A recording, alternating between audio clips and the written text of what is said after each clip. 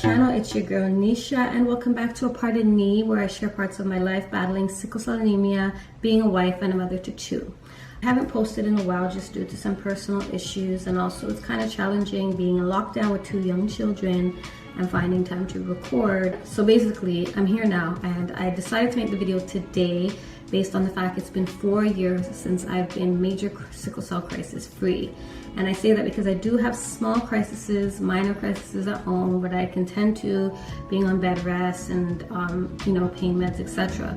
But to have a crisis where I have to go into hospital and be there for like a week or more, I haven't had that since 2016. So I'm going to tell you what has changed and what I've been doing, which has kept me out of the hospital. So I'm going to take you back to 2016. At that time, I had lost a lot of weight. I was down to about 77 pounds. My period had stopped coming for a good 2 years. Yes, 2 years I hadn't seen my period. So I was pretty much malnourished. And my sickle cell levels were so high that when they would transfuse me, my blood cells would just destroy the donor blood. So they would transfuse me maybe 2 units of blood, and then they go and check my levels, and my sickle cell levels would be still high, that it's pretty much tearing down the other blood, so it's not doing my body any justice. So my hematologist, which is like a doctor that handles blood, he decided that he was going to just stop transfusions altogether and just focus on just keeping me hydrated and go from there. I did try the medication hydroxyurea at that time as well. And as much as I had always said that that was never going to be the drug for me, because they do give hydroxyurea to cancer patients, and at one point they said that it could make you sterile, I was against it. But at this point in my life, I had already had one child, and although I wanted more at that time, it didn't seem very possible. So I did try the drug. They had told me at that time that you had to be on the drug for at least 6 months straight or consistent to find out if it actually would work for me. But at that time, I was having crises every 4 weeks. Literally, if I got sick April 1st, 30 days later, May 1st, I'm in the hospital again, crisis. And it would come out of nowhere. It would be my chest, my arm, my back, excruciating pain. I'm crying, screaming. My husband has to rush me to the ER. Sometimes, he has work the next morning. He has to drop the baby off at my mother-in-law or my mother's home. And it was just a very difficult and challenging time for us as a family. So take you back to May 2016. I had had a chest crisis, and I think I had a pain in my back as well. So I was in the hospital for a crisis in my chest and my back, and I was there for about 10 days or so. I left the hospital, I think it was the night of. Usually I know my body, so when I get home, yes, you go through these withdrawals of not being on the pain meds anymore. You still are, in pain, and it's tapering down. Your body's trying to adjust to not being on the narcotics and trying to get back into the swing of things. So I could tell something was just off. Next morning I woke up and I had restricted breathing, and I was like, this is different. So that particular day I had stayed the night at my mom's because my husband was away on a job. If I recall correctly, my brother ended up taking me to the hospital because my mom stayed home with my 2-year-old daughter at the time. Was she 2 yet? No, she was almost 2. She would have been 2 the following month. Remember going into the hospital, I remember having this pain that literally felt like someone was giving me a stab every time I would take a breath in, to the point where I couldn't even breathe anymore. I was gasping for air. And I ended up going to the hospital. I got a really good doctor that knew me as a patient, which some doctors, when they don't know you, they just feel that you're seeking pain meds or you're an abuser of narcotics. But this doctor, he knew me, and I said, this is not my sickle cell pain. I know I came in for a crisis. I know I've been here every month, but this is different.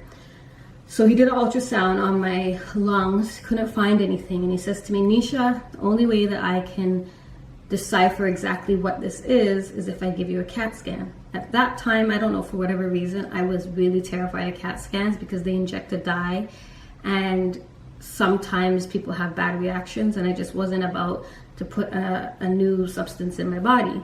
So he's like, I know that you're, fearful of this, but we need to do this CAT scan in order to determine if you have a pulmonary embolism, which is a blood clot in your lung. I was against it, but at the point I couldn't breathe. I was in excruciating pain. We ended up doing the CAT scan and to find out later that it was a blood clot in my right lung. They put me on blood thinners, which I still am on till this day, and they put me on pain meds as well as lots of fluids and hydration.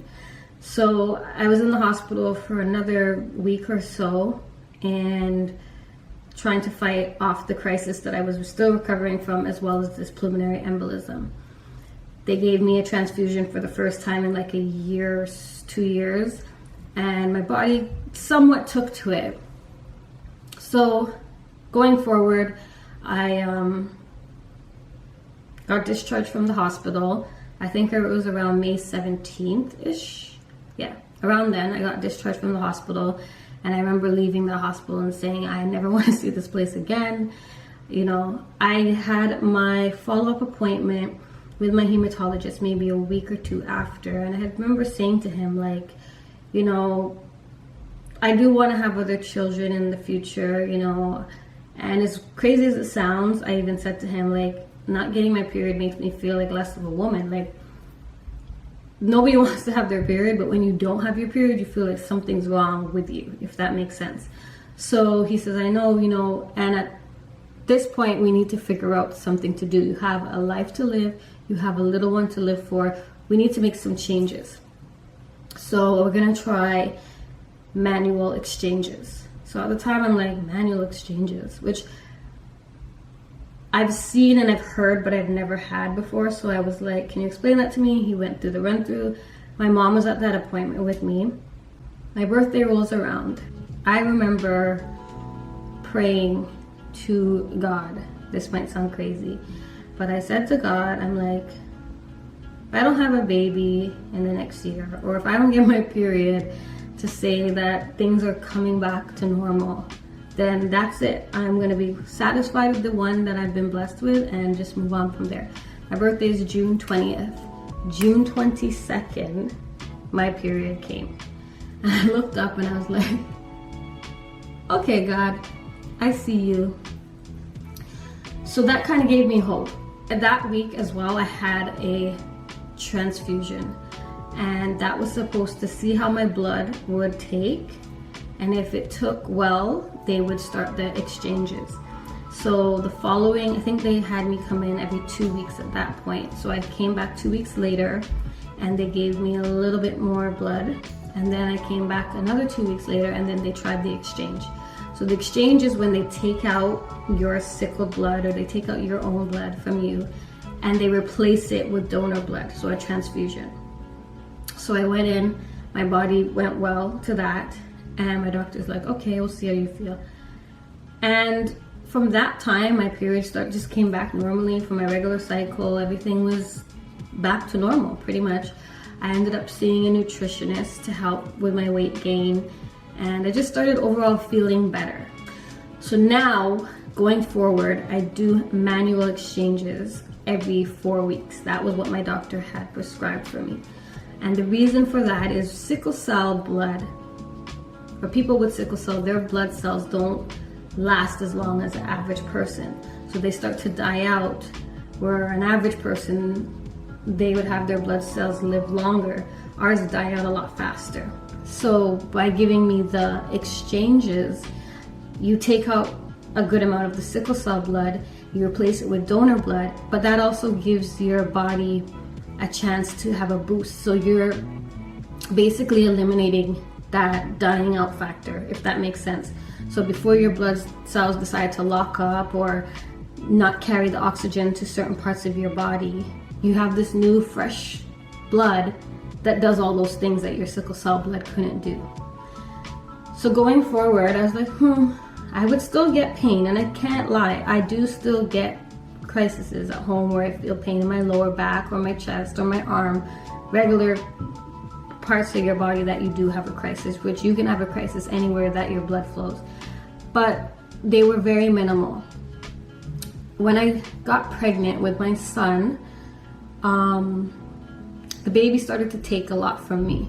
So instead of going every 4 weeks to get these exchanges, they bumped it up to every 3 weeks. And instead of getting 1 unit out and 1 unit in, they would take out 2 units and replace 2 units. Now, I'm very tiny. I'm about 5'2", 5'3". So sometimes when they take out the second bag of blood out of my body, I start to feel very weak, faintish, like I'm gonna pass out, my blood pressure drops, etc. So they gotta kind of taper, taking out the second part. Going forward, that has been a blessing to me. Like, I still to this day tell my doctor, thank you for blessing my life with this, because I have not had a crisis or a major crisis in 4 years. Now, I want to explain something. When I was pregnant with my son, I had him in 2017. So I started the transfusions in June, got my period back in June, and I was pregnant with my son in August of that same year. So my body literally went back to normal, to the point where I'm now pregnant and carrying a child. When I did get crises in the pregnancy, just because of the fact that I was pregnant, they said as long as you're not feeling well, whether it's, you know, a major or not major, doesn't matter, you come in. If you're feeling pain, if you're feeling shortness of breath, because it's not just about you, it's about the baby as well. So taking out the pregnancy out of the equation, it's still been 4 years. But I did have admissions in my pregnancy only because you have to look out for mom and baby. So I don't put that in my calculations of my 4 years, because that was a whole different category. Going forward, I go every 4 weeks to get these exchange transfusions. January or February, they switched it to automated exchanges. I'm going to do the next video on how they do it automated opposed to a manual. So if you want to click the link, it will show you how I did my manual exchange. But I'm going to do a video coming next week to show you how they do an automated exchange, which is the actual machine. And so I get 7 units of blood in and out, which also puts my sickle cell levels down drastically. So I think my sickle cell levels are like at less than 20%. Taking out that much of my sickle cell blood and giving me fresh donor blood, like, my body's been feeling really good. I haven't had much sickle cell pain at all. With that being said, if it can help you, give it a try. It's helped me. And as I said, I've had a child, I've limited my sickle cell, I've gained back my weight, and my life has been pretty much amazing since that time. All these things have happened after I've been having my exchange transfusions, and my life has gotten 100 times better. The only time I go to the hospital is for my exchanges.